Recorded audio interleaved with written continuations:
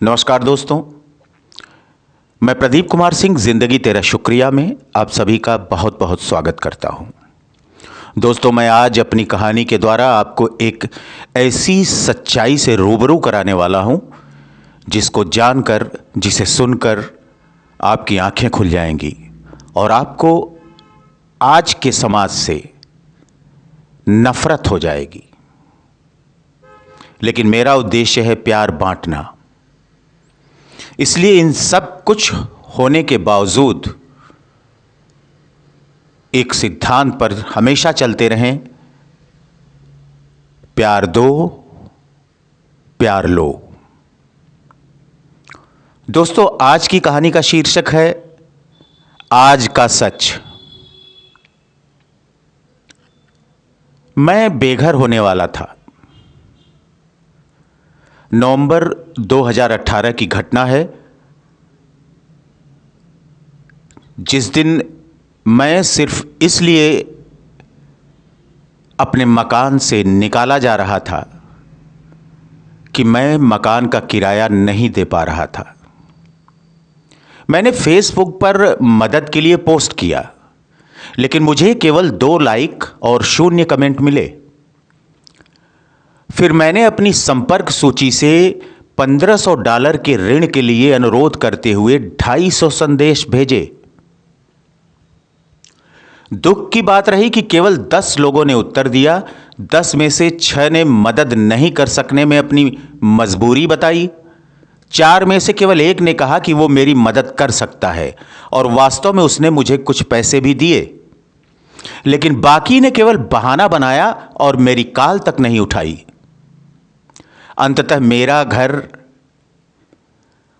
और मेरे घर का दरवाजा मेरे लिए बंद कर दिया गया।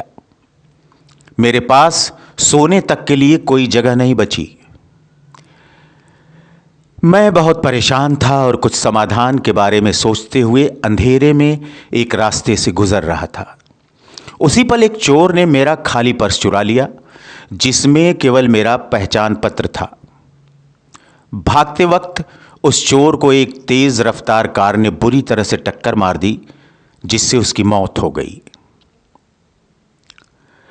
अगले दिन खबर तेजी से चारों ओर फैल गई कि मेरी मृत्यु हो गई है, क्योंकि उस चोर के पास मेरा पहचान पत्र था।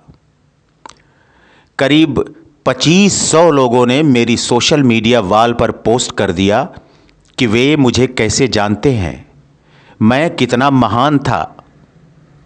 मेरे वफादार दोस्तों द्वारा एक समिति का गठन किया गया, जिसमें मेरे अंतिम संस्कार में मेहमानों के सत्कार के लिए $18,000 का योगदान दिया गया। मेरे सहयोगियों ने मिलकर एक ताबूत, तंबू और कुर्सियों के लिए $4,500 दिए। मुझे $1,500 के ताबूत में दफनाया जाना था और उतनी ही राशि जो मुझे किराए के लिए चाहिए थी। रिश्तेदार भी मिलने आने वाले थे। उनके लिए मिलने का यह एक दुर्लभ अवसर था, इसलिए इस अवसर के लिए उन्होंने $3,000 का योगदान दिया। हर कोई इस अवसर पर सेवा करना चाहता था, ताकि वे दिखा सकें कि वे मेरे हमदर्द हैं। उन्होंने मेरी तस्वीर वाली टी शर्ट छपवाई। प्रत्येक टी शर्ट की कीमत $250 थी। इसलिए टी शर्ट वाले ने मेरी तथाकथित मृत्यु से लगभग $25,000 कमाए। हर कोई मेरे अंतिम संस्कार में मंच पर खड़े रहकर बोलना चाहता था। हर तरफ उन लोगों का ड्रामा था जो जानते ही नहीं थे कि मैं बच गया हूं। ऐसी भी अफवाह थी कि मेरे दोस्तों ने मेरी हत्या कर दी। मैं कितना प्रतिभाशाली था, इस पर वहां भाषण दिए गए।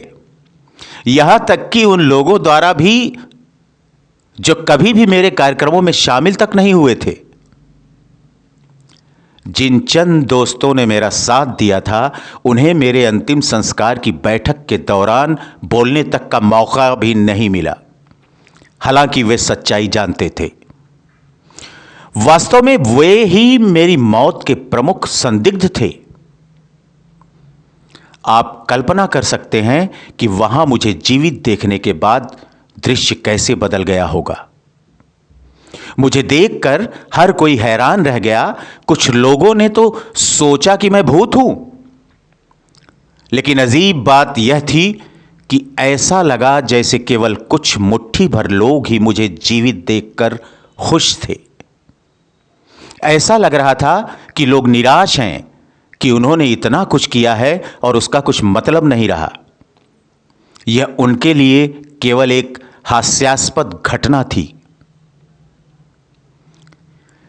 यह जीवन की विडंबना है। हम जिंदा से ज्यादा मरे हुओं से प्यार करते हैं। यह है आज की दुनिया का परम सत्य। प्यार में अपेक्षा का कोई स्थान नहीं होता, केवल कृतज्ञता का स्थान होता है। इसलिए प्रेम मानव कुलीनता का शिखर है। इसीलिए मैंने दोस्तों आप सभी से शुरू में कहा कि प्यार दो, प्यार लो। बस आज की कहानी इतनी सी। कैसी लगी आप सभी को मेरी ये कहानी? अवश्य लिखिएगा कमेंट बॉक्स में जाकर। और यदि मेरी ये कहानी आपको कहीं से भी, इसकी कोई भी लाइन, कोई भी शब्द आपके दिल को छू गया हो, तो प्लीज़ मेरे इस चैनल ज़िंदगी तेरा शुक्रिया को लाइक करना, सब्सक्राइब करना और शेयर करना मत भूलिएगा। तो दोस्तों आज के लिए बस इतना ही। फिर मुलाकात होगी किसी अच्छी सी प्यारी सी कहानी के साथ। तब तक आप सभी अपना और अपने परिवार के प्रत्येक सदस्य का बहुत बहुत ख्याल रखिएगा। आप सभी अपना प्यार, अपना आशीर्वाद मुझ पर हमेशा बनाए रखिएगा। फिर मुलाकात होगी। तब तक के लिए आप सभी का बहुत बहुत शुक्रिया, बहुत बहुत धन्यवाद।